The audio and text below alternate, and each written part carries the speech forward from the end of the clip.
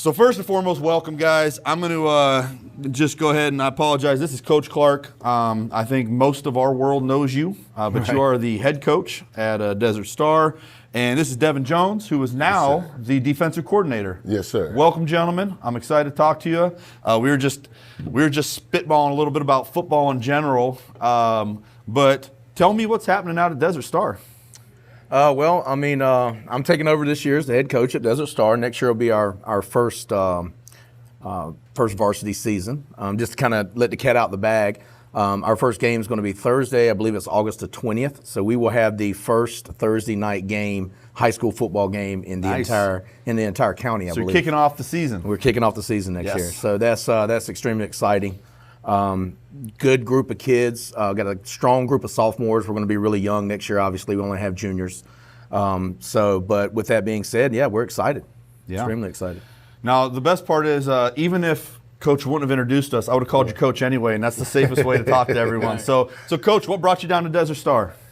So, ran a nonprofit in California for 20 plus years, and California was just getting worse and worse and worse. With us, our main focus is like youth sports, things like that, and we found ourselves, the money we were given to these youth programs, most of it wasn't trickling down to the kids. They were doing everything else but what they're supposed to. Sounds like a lot of things that start out that way. Right. So we got tired of it, honestly, and decided that we were going to move the bingo hall. So we moved the bingo hall. I grew up spending all my summers in Laughlin. My grandparents moved to Laughlin when I was a baby. So every summer we would hang out there. So I fell in love with the small town vibe of this side, from going to the river, all of that good stuff. And when we decided to move, we said, let's give Arizona a shot. Let's see what it's like out there. Fell in love with the super small town, the one highway all the way through. And said, this is the place we're going to move it. And then I got here. I was kind of done coaching after leaving Vegas. I got a sour taste in my mouth about it.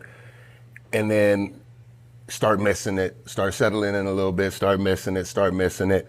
And it never leaves the blood. Well, he started missing it a lot sooner than he's telling, too. Because he was out at our practices last fall. Hey, guys, what's going on? Any way we can help you, let me know, that kind of thing. So he was already introducing himself. He was itching last fall. The coaching part wasn't, I was there for business. It wasn't my personal gains and stuff. But I got down there and I talked to their cheer coach up there. And I was like, I'm thinking about wanting to go talk to these schools about possibly just jumping on the field and start coaching again.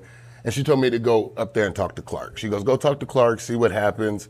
I went, sat down, talked with him. Our visions aligned in a lot of ways. So it didn't feel like I was more so the new guy. I just felt like I felt comfortable with Clark. Everything we talked about felt good, to where I felt that there was no need for me to continue my search. I felt there was no need for me to go talk to the other schools. I feel comfortable here. I love the idea of the smaller program and building stuff up and all of that good stuff. And when we met, it felt right. So I was like, this is the spot for me. We had just talked about my own journey finding a school for my kid and how much finding the right place matters. Now, Coach, we all know you were here, had great success out at River Valley. You left, you came back. Tell me a little bit about the process that brought you back. Okay. You know, for the record, even though we coached against you, I wasn't happy you left. Right. I wasn't pumped on that. Right. I was like, there's 5 good football people in this town. You're letting one leave. Like, what are you doing? It was definitely bittersweet. And now, the comeback story, I guess, if you want to call it that, not really a comeback story, but 2 years ago or 3 years ago, Miss Montgomery came to me and said, "Hey, we're going to start a high school." And I told her at the time, I just got my master's degree, and I kind of wanted to go to that next level. In the admin world, at least try to stick my foot in there a little bit and see what I could do. Long story short, I told her she's breaking ground in January, and that'd be January 24th, and sign me up. I'd do it. And she was not at the time. So I took this other opportunity because, with a brand new school, I don't know where I really need to look. Does it matter? They're all going to pick you up, man. Okay. So we're just talking. You're good. So with a brand new school, as a coach, I'm getting a little bit older, what is your legacy going to be? That's kind of where I'm at with it. I like the idea of building a brand new school from the ground up, or at least being a part of that process. Yeah. And so that's why I took the Sunrise job down in the Valley, because it was a brand new school in an area that I'd coached at for like 6 years. And so I had familiarity there as well. And so long story short again, she reaches out to me in August, says, okay, this time the high school's happening for sure. And about midway through or actually I waited till the end of the season, but at the end of the season we made the call, and here we are. Yeah, very exciting. Yeah. And, I could tell you from the football side, and then I'm in the community side, they're glad you're back. So I hear it from everybody. Well, it's really good to be back. Yeah. Yeah, glad to have you. What's the football expectation? Now, I know when you went down to the school in Maricopa, you had a similar situation where you didn't have a senior class your first run, so you're building, you're bringing people in. What's the football expectation situation? All right, so that's a loaded question. We are going to be, we're not very strong, but we sure are small. Perfect. And that's going to be it. Right where you want to be. That's going to be it every single week. So we're going to be a little bit smaller than the teams we play. We're not as strong in the weight room, although we'll talk about that in a little bit. We are building for the future in the weight room, and I think the future is really bright. The goal is to be competitive week in and week out. Just try to be competitive. Win the ones we can win. Compete against the good teams. Compete. And if we can be there in the end, then that's the goal. Yeah. But if we have the commitment that we've been having thus far, we've had about 5 or 6 practices so far. If we continue to have that type of commitment, I think we have a chance to really win some games. Right. So. Well, and I don't know how familiar you are with the lay of the land here, but you're probably figuring it out. There's 6 schools and a 15-mile line of river down here. And as a parent, I'm glad that there are options. As a football guy, I want kids to play where they're getting good coaching. Right. And I think that is, you're kind of killing 2 birds with 1 stone there. I don't want to speak out of turn, but it seems like you're building up an alternative to what's existing now. And I think you've pretty proven track record of the coaching part. Right. What do you expect long term? Long term, I want to see, iron sharpens iron, as they say. I would like to see the entire community kind of rise up in a competition format, in a friendly competition format.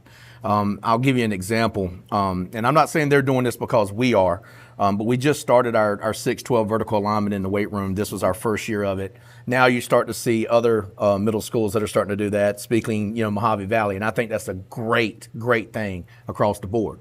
What Coach King is doing with Mr. Young and his program at the elementary school district is going to be good for us, because now they're going to get better. Their athletes are going to get better and stronger, more physical. We're going to do the same, and it's just going to increase the competition.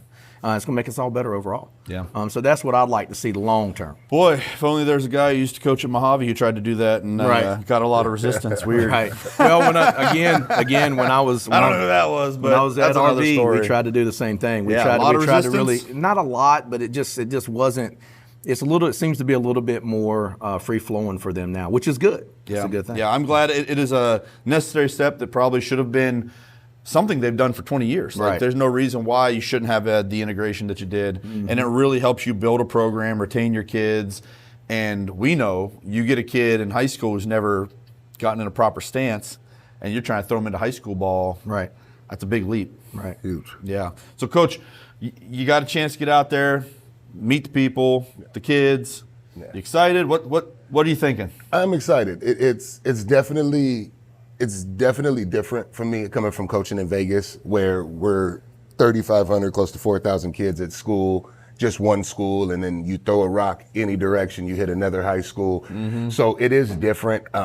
I like the idea of that, because my personal opinion from my experiences coaching and everything, the more kids you add to that roster, especially early, it becomes more of a headache, because there's only 22 spots on the field. So when you have 60, 70, 80 kids on the program, it gets tricky when mom's little baby has been starting in youth football his whole life, because he was a 6'3", 200-pound 12-year-old, and now for some reason he's 5'6", 110 pounds in high school.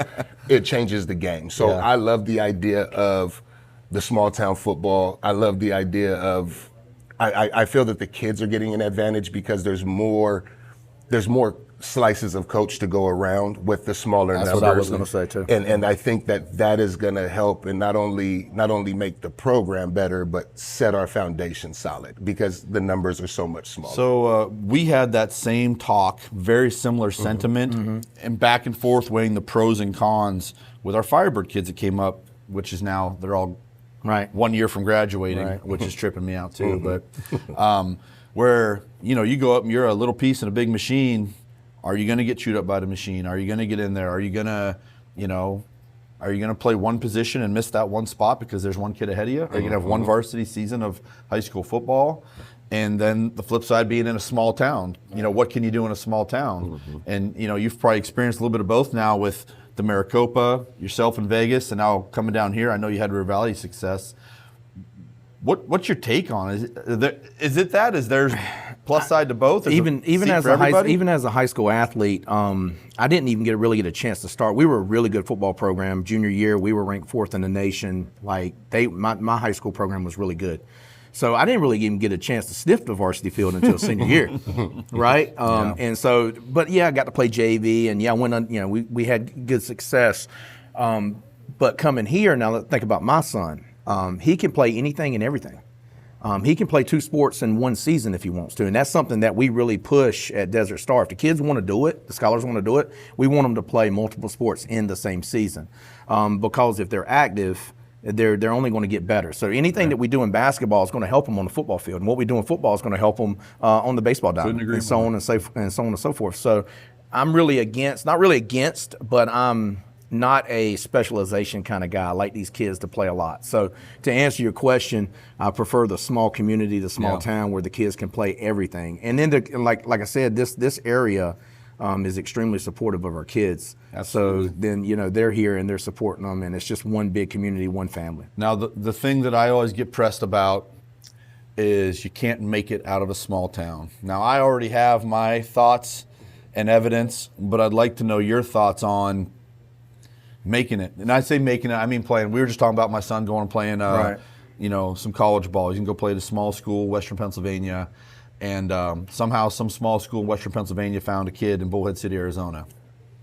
So what are your thoughts on, do you think you're going to be able to put kids in college? 100%. We did it at River Valley. You guys are doing it at Mojave, or we're doing it at Mojave. And we'll do the same thing at Desert Star. We've got a couple sophomores currently that I think could play at the next level. We got a couple freshmen, and we got a bunch of incoming freshmen that I think will be next level players in a few years. Now, is it harder? Yes. When I was down at my previous school in the Valley, I was getting coaches coming in just by being in the way. I saw some stadium lights that just I'd being swing in the way on the way to the next school. Yeah. So coaches would stop in and speak and meet the kids. Whereas here, being a little bit more remote, it's a lot harder. So you have to use different avenues to kind of get their attention. Yeah. How many kids out of that River Valley group you had did you send off to school? The last or year, had the opportunity to go? Yeah, because they don't all want to go. No. We had one that had several offers. He ended up taking an academic scholarship instead. But I think we had 9 in total, 10 in total that were offered, 9 that went. Yeah. And that was our last year. Yeah, our last year out of 17. Yeah. So that was our last year at RV. I think we had 14 or 15 over the 4-year span. Yeah, which is good. A lot. Yeah, it's really good. And then on top of that, they were sending them before. Coach Regan and his group, the one that won the state championship in the years after, they were getting out as well. Yeah. It's just that we want to continue that trend now at Desert Star. Absolutely. Now you have a different probably side of the coin on that. Yeah. You've been in the bigger cities, the larger metros, the bigger pool athletes. What are your expectations about coming down here and helping kids? Because the kids have the same dream. Well, right. They want to keep playing the game. Right. And the parents have the same dream. They want them to get out of town and get an education. The thing for me is like being in Vegas, we had the trickle down effect. You got so many coaches that are flying into town to go to Gorman. Everybody wants to go to Gorman, check out the athletes and the kids that are there. So we get the trickle down effect where you'll get a phone call from somebody, hey, I'm in town, want to stop by, check the kids out, all of that good stuff. But I think the small town stuff, like, of course it's going to have its own difficulties, but I think the thing that a lot of people don't realize is getting the kids in front of those opportunities, which small town or big town, there's people in Vegas that have 150, 200 kids in their football program and aren't sending anybody anywhere, Right. and a lot of it is, my opinion from being around it, is the coaches dropping the ball. Right. So many kids lose the opportunity and the scholarship opportunity by a coach not paying attention to what they're taking classes wise, by the parents not knowing what their kids are doing on their social media accounts, things like that, that a lot of times, I don't want to say the blame goes elsewhere, but it kind of gets lost in the shuffle. I think that as a coach, it's our responsibility to mold these kids into young men. And I think we got to stay on top of that stuff. I think that if we're leading the pack and we're reaching out and we're grinding as hard as the kids are, as hard as the parents should be, it makes it a lot easier. You know what I mean? If you throw 100 grenades, it's a good chance you're going to hit a target. You know, so I believe in, like, it takes the village. It takes the parents getting with the coaches and working together. It takes the parents and the coaches working together, making sure the kids' schedules match for the next level. Because a lot of students take classes that don't necessarily help them for getting to the next level. It helps you graduate easier. It helps you do like your normal basic stuff. But there's so many things that you miss out on freshman, sophomore year that make it really hard to push these kids out. Someone else got to tell these kids that freshman year could haunt them. Man, they don't realize. It could haunt them, I'll tell you. The mistakes have been made. I've heard parents and I've heard coaches tell kids, your freshman, sophomore year, it's not as important as long as you clean it up on the back end. And that's my opinion, that's the biggest mistake you make, because so many of us don't realize for every amazing athlete that you have on your team, there's 1,000 other hymns. Yeah. What is the difference? It's a staggering thing to hear. It's the truth. It is 100% the truth. And the college layout now with this transfer portal and everything else, those scholarship opportunities are falling short. I mean, because we're all coaches. I would rather give a scholarship to a 2-year guy who has college experience that's transferring into my town versus taking a chance on that high school kid that never left the house, may or may not commit to the weight room, may or may not. May get to college campus and lose his mind. You know, some of these kids, you turn them loose on the college campus and it's a whole nother world. No idea how that's going to go. To those guys. Yep, so absolutely. I think a lot of it's not so much where you are. And of course, I could be talking to a wall now because I haven't coached in this area or in the small town as far as this goes. But I think that a lot of times we don't point the finger on what the problem is. A lot of times the coaches drop the ball. And I dropped the ball multiple times early on in the coaching, like not knowing those until the relationships come and I start to talk to scouts and recruiters and all of that stuff and find out what exactly it is that they're looking for, which made things a hell of a lot easier for me on the back end. So I was actually really fascinated through my own personal experience how little everybody knows. Yeah. You know, you assume that Coach X has done this before and they know, well, everyone kind of experiences it in very limited and small doses, and each one is different. Each kid is different. Each situation is different. Correct. And I learned a lot. And so I've tried to stay in touch with some of the guys that I think can play college ball and give them my 2 cents on what I learned throughout that process. Coach, you had mentioned developing kids and the weight room, and you kind of caught me off guard at the groundbreaking the other day when you said you got a new guy in the weight room. Yeah, so we got Mitch McCulley coming in. He is going to be just primarily focused on just the weight room. So he 6 through 12, middle school, high school. He's just going to be developing athletes. And you know, as the owner of Heatweight CrossFit, he has been developing athletes. I think you said something along the lines of almost every top performer is already training with him across the entire area. So I would say probably 4 out of 5 athlete of the weeks trained with Mitch. Train or have trained with Mitch at some level or another. Yeah. And you know, there's probably a chicken and egg type situation. You have someone who's committed, who's willing to do the hard work, but you also have a guy who produces athletes. Has the knowledge. Right. Yeah, he produces athletes. Like I always tell my son, you want to come in and do some curls, I got you, son. But you want to go train to be a better athlete, and go find an athletic trainer. In the conversations that we've had, he's going to come in and really just break it all the way back down to the foundation and just start from scratch. And when we had that conversation, I was already sold. Yeah. Because that's what we need. And it's not saying that our kids don't know how to lift already, but they don't know how to lift how he wants them to lift. Right. And he's going to need to train them. As long as they're stronger, faster, less likely to get injured, that's a win as a coach, as an athletic director. The main thing in the weight room is don't get injured, right? You want to build your body so that when you're on the field or on the court, you're not getting those long-term injuries. And I think he's going to do that with that foundational building and then stack it from there. We had a lot of times where we tried to really tell guys, like, yes, I get it. You might be as strong or stronger, or you can do this thing. But what you're actually building your body for is 10 weeks of it. Right. You're building your body Exactly. to, at 10 weeks, still be. I believe the data's concrete now.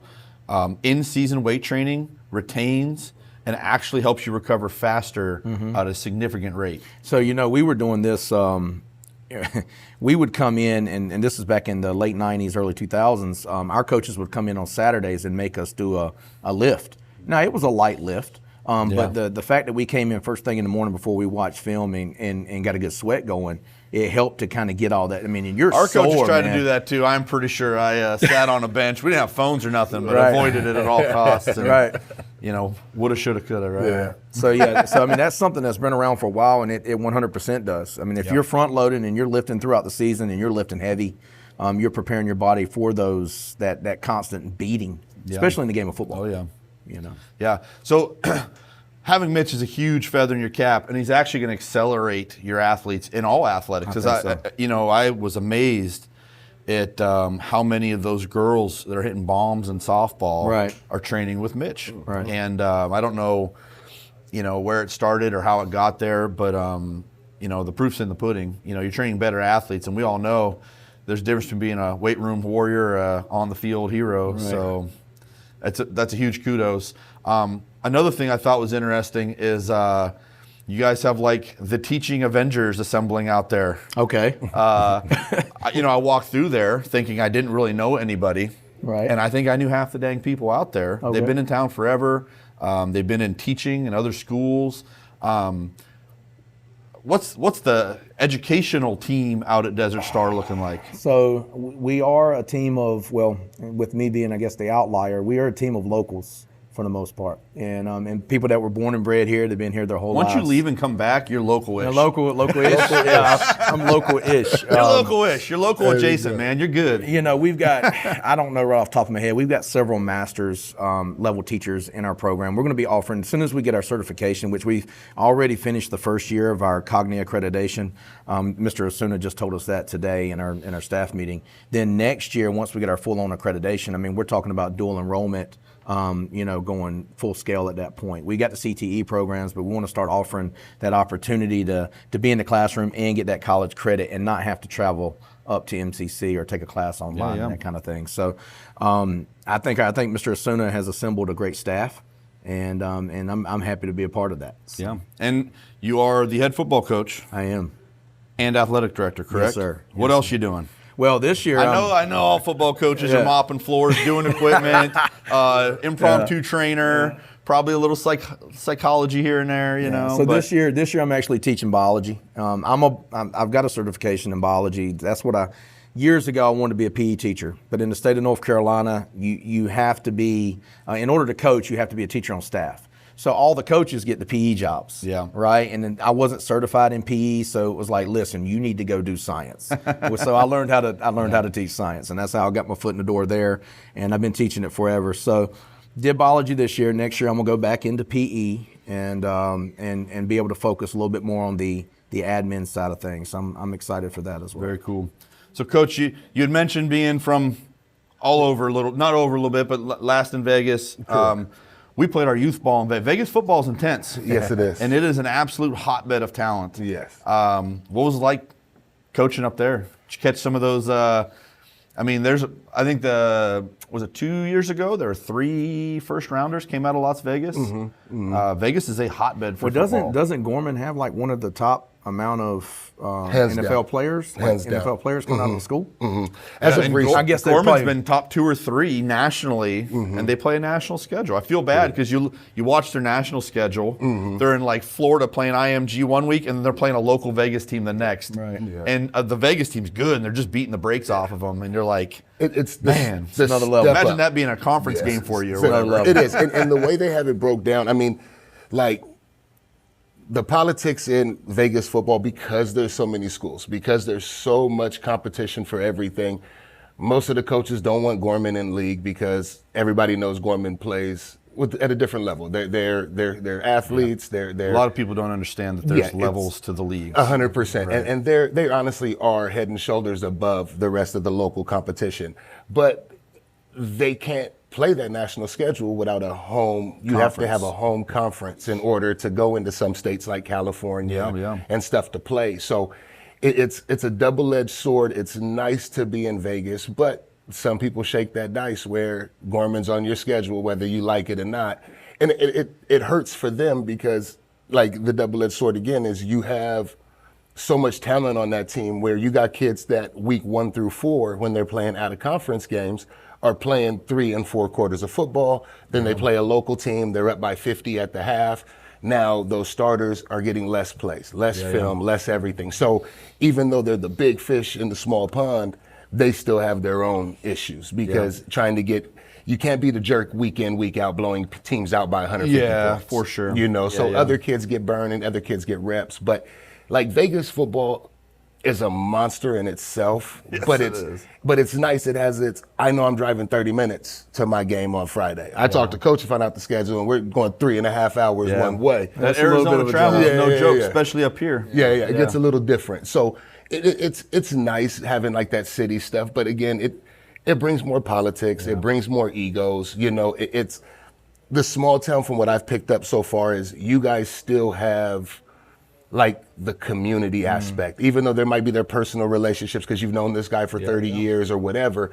But it's still, at the end of the day, it's Arizona versus everybody else. When it's a local game playing against the local guys, you'll have your own, like, personal internal beef. But if we're going to play a team in Vegas, Arizona is going to stand behind us. When you get in Vegas, it's not so much that. It's very vicious. Yes, it's a dog-eat-dog world. And I'll tell you what, you know, I'm sure all the major metros deal with it, but that transfer, man, kids hopping all the time. You might think and then there's a kid who hops in from a school, and we saw it in Phoenix every year. It's as bad as college now. Yeah. They opened up. There's a lot to be said for having kids for 4 years. Correct. It's huge. And now, like, Vegas put a chokehold on that probably 3-4 years ago, where if a kid transfers, he has to sit 180 days unless they have legal verification. The appeal process. Yeah, they have to go through all of their stuff to make it happen. A sore toe. Right. But when you have teams like Gorman, who are that charter school, they play by a different set of rules. So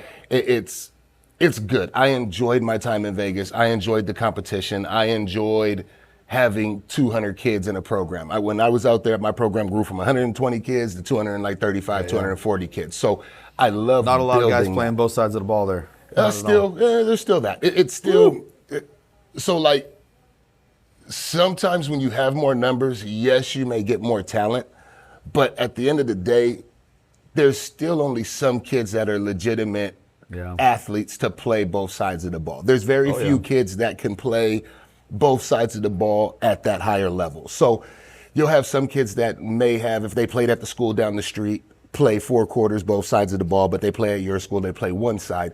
But you still have your 5 or 6 guys that are just doing the heavy lifting. They're just head and shoulders above the rest of the group. We used to make the joke, you know, I don't know if you ever see the meme. It's like, imagine being in 8th grade or 8th period algebra and then going out and having to play against, you know, high school Myles Garrett or something. Exactly. We used to make that joke when John played. You're like, imagine some poor kid getting off the bus. You know, 150-pound running back, and you got to meet John Williams in the hole. Yes. You know, so those people exist, man. They're just, you know, on a different level. And we have a lot more of those. That's the thing, is there's a lot more. Even your not so good teams out there have dogs on the field. You know what I mean? It's just, it's the same football there as it is everywhere else, honestly. It's scheme, it's how you fit, what kid fits in this program, what kid fits in that program. I would have kids that would come in from different schools, and they struggled in the program they were in before. They took like a duck to water in our program, you know, and then we had guys that left us that struggled in other places. The environment is very crucial to success. People don't realize that. Especially at the high school level. So many people see these kids that are 6'4", 300 pounds, and you assume that's a grown man. And it's like those kids, it's a big baby boy. They're mama's babies, and those are the worst. That's mama's baby. That's so right. The emotions that are going through a high school kid, you know, like a lot of coaches I think don't realize that just about every day a high school kid's life is over. Like something happened Yeah. at school, whether their little girlfriend yeah. broke up with them, whether it is over for them. The emotions that they go through from 7 o'clock in the morning until 7 o'clock at night when they're laying in bed to go to sleep. It's like an amusement park with a different roller coaster every day. Exactly. And what we deal with, we didn't deal with that when we played football. We didn't have social media. I wasn't worried about impressing people in Florida. I wasn't, as long as I was the guy here at my school, a local town guy, and this is where I'm playing ball at, that was how you rated yourself. Now these kids are trying to compete with people that are clear across the nation, and it makes it next to impossible to reach their goals because this Almost kid is missing the getting the pub. It's tough.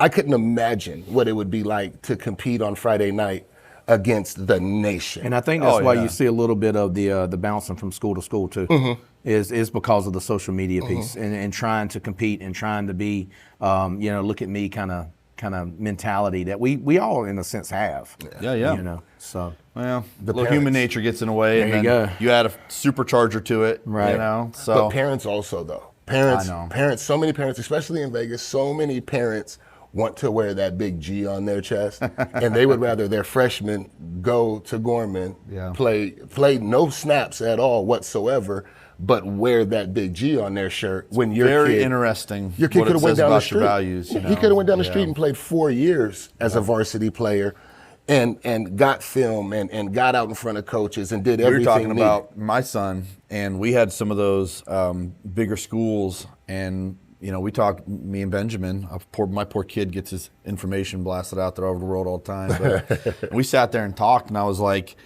"Do you want to say you got a bigger offer, or do you want to play ball?" Right. And that's something you have to you can't lie to yourself about it. Do you want to say you got this type of offer, or do you want to go play ball? And he's going to have to compete wherever he goes, right? There's a senior kid ahead of him at left tackle who's a good The ball current player. Junior, yeah, he'll be a senior, yep. And so no one's going to hand you a job. You're going to have to go out there and earn whatever you get, and then even if you earn it, that might still be their guy. You've got to be committed to whatever you got to do. But he had to make a decision. Do you want to go where you're going to have a chance to play soon, not redshirt, yada, yada, yada, all those variables? Or do you want to say you got a bigger offer? Right. Yeah, I'm hoping that my son chooses the first option when the time comes, Yeah. right? Yeah, because you never know. Even as a redshirt going into college, even as a redshirt, you could still get injured. Yeah. Right. Things can happen. Grades could be an issue for you. So every opportunity that you have to play is what I try to tell our athletes, man, play. Yeah. That's why we're so big on having multi-sport athletes, even in the same season. Yeah. Give them an opportunity to get out there and play because it is finite. It is going to end at some point. So you mentioned your boy. I know he's a nice, smooth little quarterback, little basketball player. Yeah. Proud of him. Tell me a little bit about some of the kids you got out there. No, you don't have to be specific, but I know you got a good group of kids. I know that you had Regan had the kids learning good ball. Well, that's kind of how I want to start this thing off. Is Zach? He's going up to Lee Williams, and he's leaving us, but he is leaving behind a strong foundation of some really good athletes. I mean, last year as the head coach, and He was very proud of those kids. Yeah, and as he should be. I mean, he's built them well, and they got good character. I mean, that's the testament to their parents as well, obviously. I think they went 6-2 last year. The middle school program, I was entrusted with that last year. We also went 6-2. So we've got a strong foundation group of kids to build on. Like I told you, our primary players at the middle school were 8th graders last year. Other than my son, who's a 7th grader, the primary offensive weapons, I should say, were 8th graders, and now they're coming to the high school. So we're going to have, that's the beautiful thing about being a small school, being a young school, is we're going to have several freshmen that are going to start next year on at least one side of the ball, if not both. Right. But to speak specifically about one young man, one that we're trying to really mold into a leader, and one that I think has leadership qualities in him is Jacob Williams. He's our quarterback. He's actually a really good baseball player as well. Current sophomore, so he'll be our junior guy next year. And really looking forward to him to kind of take the reins and take on that leadership role. A couple other little kids that we can kind of just throw out there real quick is we've got our big guy, Riley Kuhn. He's about 6'4", about 280 right now. I'm not sure where he's going to be on the offensive line, maybe left tackle, maybe right. But you're not going to miss him when he's out there. Yeah, right. You'll see him for sure. Yeah. And he's really biting at the bit to get out there and get spring ball going, which starts Monday. And so we're excited for that. And then we've got another freshman who's all, pound for pound our strongest athlete. He ran track this year. He cut his 100 time down by over a second. Oh, wow. So his first It's not that impressive. I do it. I got like a 20-second. Right. So it's a little bit easier to do. Right. But at the beginning of the year, he cut it by a little bit over a second to the end for the last track meet. And he's going to try out for running back next year. He played a little bit running back last year, but he is a gap filler when it comes to playing linebacker. He's a downhill type of kid that's going to hit you. And that's Connor Lowe. We call him. I think they called him Kansas. So Coach Regan had a nickname for each one of the kids because they all come from a different state. So he's got Nebraska, Massachusetts, Kansas, based on where they came from. And, I feel bad. I feel like I call almost everybody by a nickname, right? And I have to really think about what their name actually is. But Yes. it's either a last name, a nickname, a number. That's terrible. I don't know why, but it's something we've done since I was a kid and played ball. So Nicknames are key. It's Yeah. easier to remember a nickname because you remind me of something. Right. To remember your Absolutely. government name is next to impossible. Yeah, Too many government blows name, to the that's a head. lot of work. Yeah, I too don't many even go by shots my to the government head. name. So Yeah. you had mentioned leadership, Regan leaving a good place behind. You've got some very popular phrases, mottos that have stuck and grown. I know Regan mentioned taking some of them with him. Yeah. You want to tell me where those come from? Yeah, Regan was a part of that process. When the success is a choice process, that whole thing. I can't remember where I got that from exactly. There was a video that I watched, but the faith over fear one, you can find that one. That was a Will Smith. I mean, obviously there's some biblical implications there. It's Hebrews 11:1, where they talk about faith as the assurance of things not seen. But anyways, there's a Will Smith video out there, and he's talking about going skydiving. And so if you look that up on YouTube about Will Smith going skydiving, he's talking about all night long. He's staying up all night. He's sweating. He's scared to death. And then he says, as soon as he jumps out of the plane, it's the most beautiful moment of his life. And so the take-home message of the whole thing is everything that you want in life is on the other side of fear. So faith over fear. Have faith in yourself, your family, your team. Your parachute. Your parachute. Or the guy with the parachute who's attached to somebody. Have faith in those things and just go for it and take a chance. And so I think that motto, in a sense, is part of the reason why I'm so willing to try to jump on brand new schools. Not a lot of people want to do that. There's a lot of little shaky ground. It's a lot there. easier to plug into an existing machine. Yep. And to go with the legacy, or to go with the easy answer, as opposed to take that path less traveled. Yeah. And so that's kind of what my first opportunity at my previous school, I don't want to say the name of it, didn't go so well. I'll just put it out there like that. And then so I'm hoping this time around we can do it right. So going back to that legacy thing, leave something behind for the next coach, for the next AD, for the next group of kids coming through. Yeah. Now I heard you talk. What is the capacity of your school now going to be 5 years, 10 years? I know that you guys probably have a whole vision planned out. Yes. So we're in the midst of actually getting the design put together for the actual building. But you're at the groundbreaking. Yeah. We're going to have a campus that's going How to. do we catch the coldest day? I know. For that a little one? rainy too. Yeah, what and was windy. that? What are the chances out here? We're going to have a capacity of at least 300, possibly. I'm hoping for about 400 in the school itself. We're also, Mrs. Montgomery, our director, is getting a bond put together to where we can actually put in a stadium field. Oh, nice. So we're going to have our own little piece of grass out there with some lighting and bleachers and all that kind of thing. So we're putting that all together and in hopes of August of 2026. So we're looking to start breaking ground in October and having that building up and running next August. Very exciting. It is. It's extremely exciting. Yeah, very exciting. Yep. So we're just talking some ball. Like, I think we got all the particulars out, but Shedeur Sanders falls to the 6th. As a coach, did it make sense to you? Did you see any logic to this? Both of you guys. What? So I'll speak first. Obviously the family legacy, the family lineage, Deion being who he is, prime time, and being a Cowboys fan. I was screaming, why ain't the Cowboys taking him round 3? Because y'all gave Dak too much goddamn money. Right. But I mean, in my opinion, he could easily be, Dak's I think heir apparent? Mm-hmm. Yes, 100%. And I think he's an NFL quarterback. Yeah. I really do. I watched a few games at Colorado. he holds on to the ball a little bit longer. He holds on to it. That's the first thing I said. Right. I was like, let's not act like he's infallible. But that can be coached. That can For be sure. coached out of it, you know. Right. But I aside think a lot from of that, why he did that is because he had to. yeah, but the accuracy that he has, the spin on the ball, the speed on the ball, his mobility, like he is an NFL quarterback. Yeah. So I don't really know why he fell. You know, everybody likes to speak to the showboating and that. He didn't fall because of showboating. Yeah, he's the only showboat in college. Yeah, who right. got He's drafted, the only right? one that does Yeah, that. Come okay. on, man. That's not the reason. So it's something else that is why he fell. Yeah, And, I thought his draft projection was way too high. Just my own. I watched it because they're on TV almost every week, especially on the West Coast. You know, we watch. You're an East Coast guy. You can't ever watch the game you want to watch. No, but, yeah. So I watched every Colorado game, and he had some great moments. But you know, it looked like they're playing youth ball out there half the time, Right. and that drove me crazy. And so I thought, as a Steeler fan, I was like, we get him in the fourth, we get him in the third, but the first, that's crazy talk. And so I'd be curious, what was your take on the whole thing?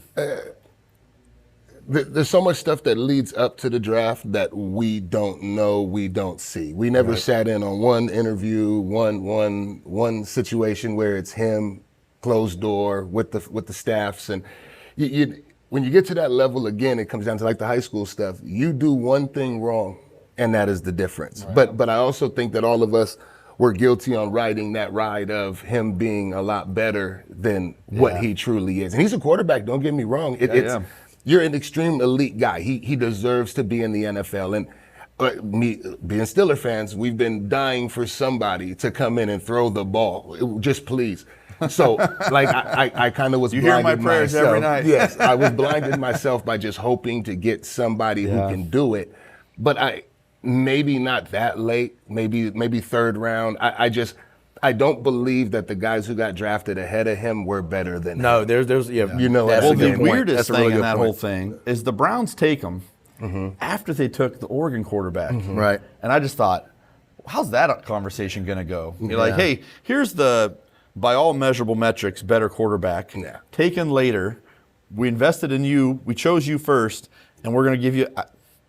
That's got to be a coach's nightmare, sitting down and having that conversation. The politics, when you get into higher levels of football, are ridiculous. Yeah. And a lot of that stuff, again, we don't see anything other than what they put out and what they want you to see. So for us, a lot of it is like, how could he slide to the fifth? But if he went in and bombed every interview with these teams, it makes sense. If he's getting on that whiteboard and is only set with I wish you would have done that set of Gruden. offense. You ever watch that Gruden? Yeah, that's a Yeah. good show. I wish you would have. That's I a love good that. show. Yes. It's so great as a coach now.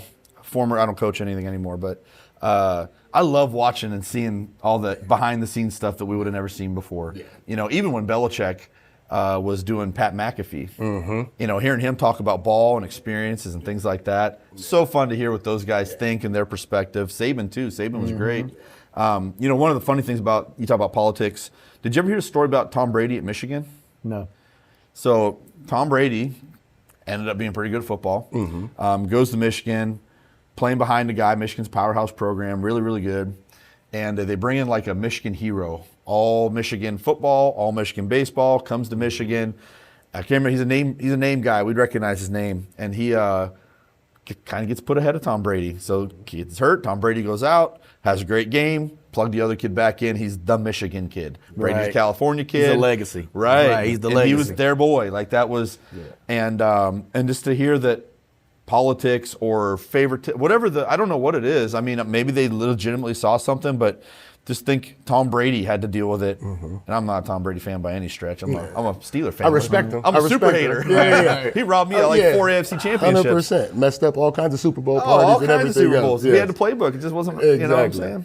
But to think that guys like that still had to deal with all those variables, but there's a little bit of legitimacy to it, to where your locker room is invested in a guy or doesn't like a guy, or he does the right things behind the scenes, even if he, you know, I'd love to know some of that stuff, but I think we've all seen it in ball where the things don't always add up. Well, to I was what's- watching a documentary the other night on Aaron Rodgers, and I didn't know that he went JUCO to start off with. He was kind of he's basically overlooked by everybody, and had to work his way to The Cal. JUCO he went to called my son when we were on our way to the Colorado school.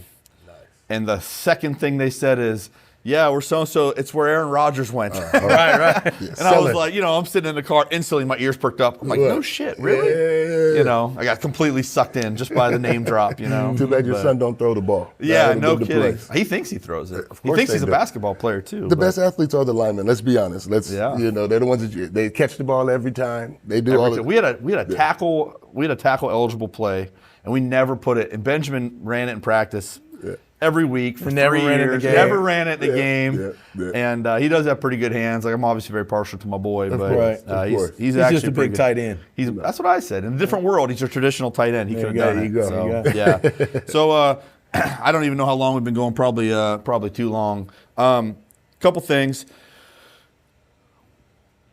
You guys are playing 2A 11-man, correct? Yes, sir. In 5 years, we sit down, we're having this conversation. What are we talking about? In regards to what level we're playing at? Football. You guys dominating 2A? You moving up? Do you have? Man, you're asking really loaded questions. Huh? Oh yeah. Again, I love 5 year speculation. You want me to get it? You want me to get it? well, I'll say mine. You can say yours. I'll get it. I think that in 5 years we will be. The goal is to be 3A. In my personal opinion, the goal is to be moved up one more level, and competing at the next level. I don't know if we'll ever be up numbers wise, like school wise in general. Numbers wise, I don't know if we'll ever be able to get to the 4A level, just because I think even with a building, you'd have to go in and put a couple more buildings on the campus and that kind of thing, which is the ultimate goal. Yeah. And then maybe we do grow that way. This area is getting huge. There's a lot of people coming in from Nevada, California, And they're all almost around. all migrating to the valley. Exactly. And in our location being central the way it is, that's good for us. That's a good location for us. Location is always key. Yep. So do we dominate? That's to be seen. Do I want to dominate? 5 years, you're gonna have a good little senior quarterback. Yeah, we will. We will. and there's another kid. We've got another 8th grader that's going to play quarterback next year too. That's going to give Nate, my son, a little bit of competition. Good. Good. And so as we were talking earlier about the Mojave Valley thing with their elementary school, middle school, competition is a good thing. Iron Yes, it sharpens is. iron. Absolutely. And so he's either going to step up and compete, or he's going to play something else. The void of competition creates complacency. 100%. And then you don't realize how far you've fallen off until competition shows up. Until it really shows what up. you're made of. Yeah. So what do you think, Coach? 5 years? Well, I'm not the head coach, so I can say stuff that he's not That's supposed to. right. He's got to be responsible. Yes, no, I'm beyond confident, man. The kids are hungry for it. You only get one first go, you know what I mean? And I feel that what coaches put in place staff-wise, these kids believing in themselves, I'm a firm believer in fake it till you make it, you know what I mean? Believe in yourself when nobody else does. And I'm confident 5 years from now, I plan on us being a dominant force in this area. 2-3 years from now, I expect that to be a thing. I expect Desert Star winning is a norm. I expect us to not only win on campus, win in the classrooms, but I expect us to dominate week in, week out on that football field. And at the end of the day, when it's all said and done, I get and understand that we're a smaller campus, we're gonna have less kids, all of that good stuff. But like I know glitter, kids love glitter. We win a few games. Yeah. The colors you can't beat when you put some of these uniforms together. There's so we're gonna be many. designing new unis too. Yes, there's so much attraction and look good. appeal that are growing here.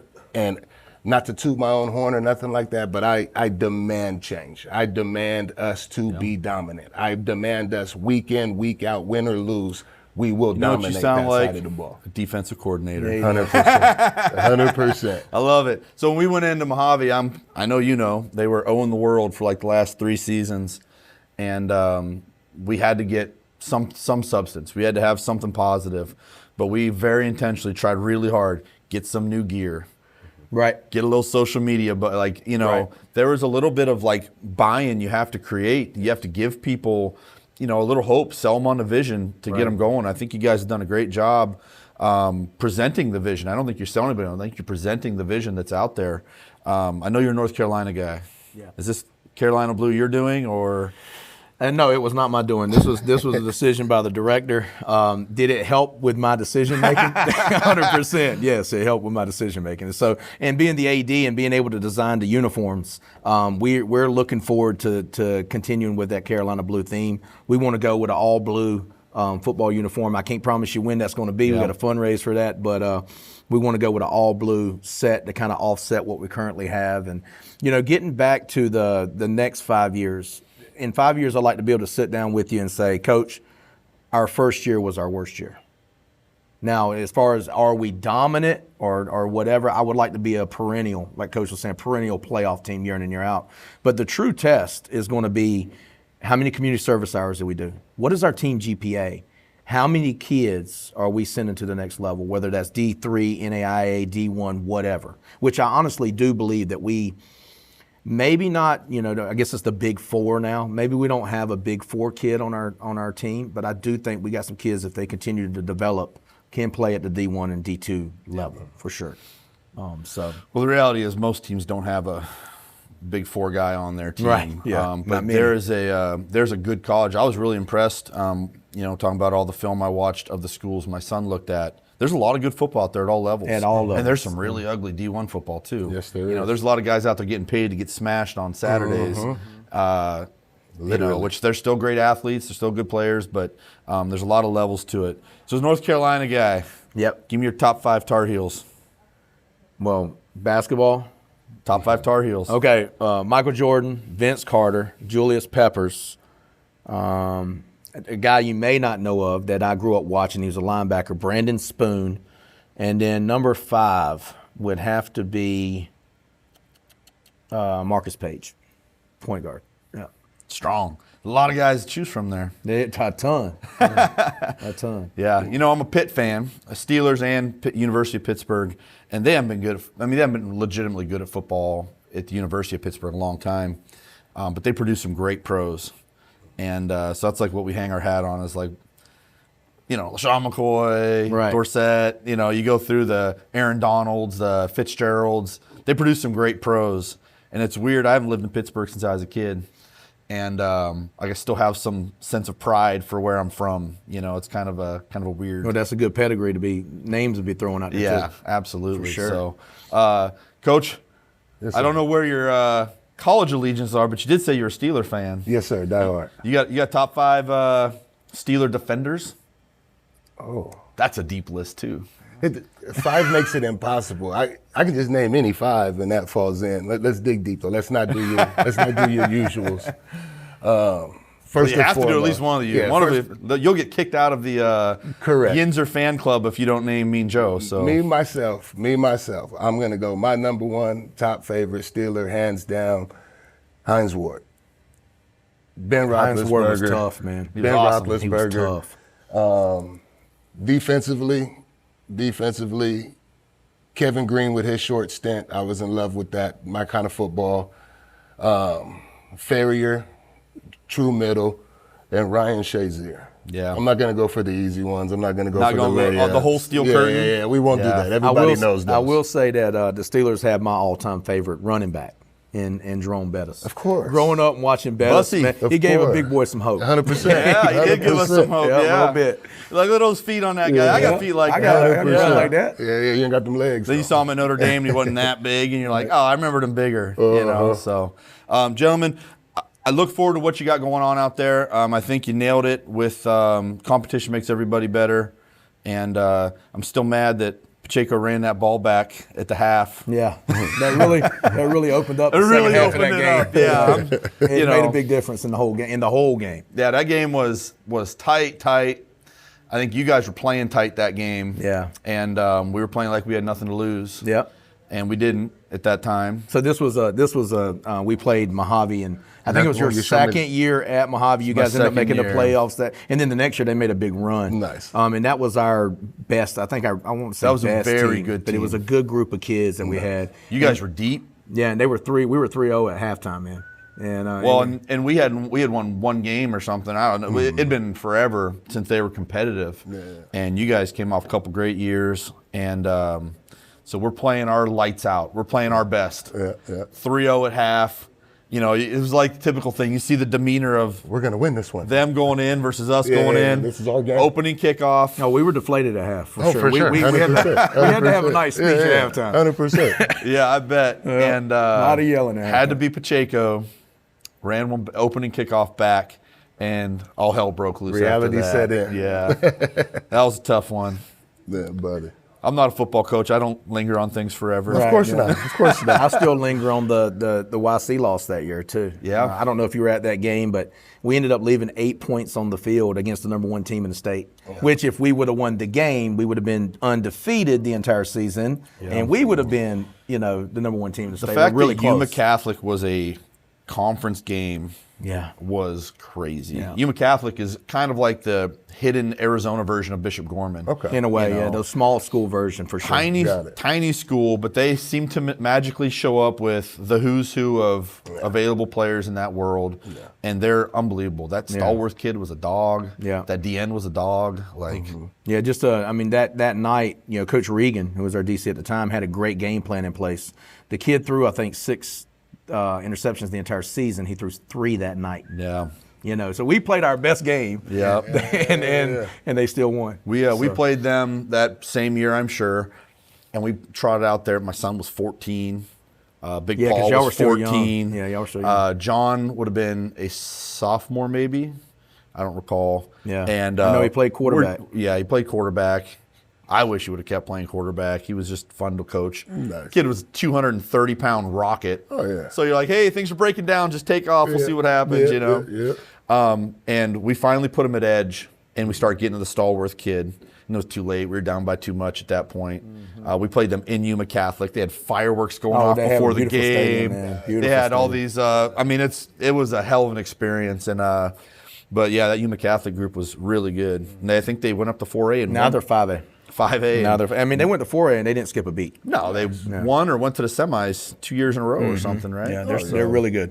Yeah, real good Won the group. state championship. They lost the state championship somebody, I think 2 seasons ago. That's what it was. They lost the state championship. So, gentlemen, this was fun. I can't wait to actually, I told Regan, I'm going to tell you the same thing. I'd love to have you come in when your football schedule allows you, talk about what's going on, the kids, because off-season, preseason, in-season is all a whole different world. So, look forward to seeing what you guys got going on. Make sure you come out to that Thursday night game. I can't remember the exact date. I think it's August the 20th.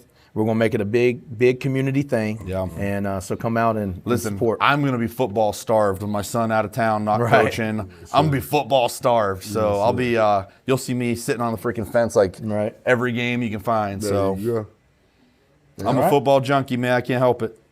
Yeah. Gentlemen, appreciate it. Thank you so much. Yes, Coach, sir. always a Thank you. pleasure. Yes, sir. Thanks, fellas. Appreciate you.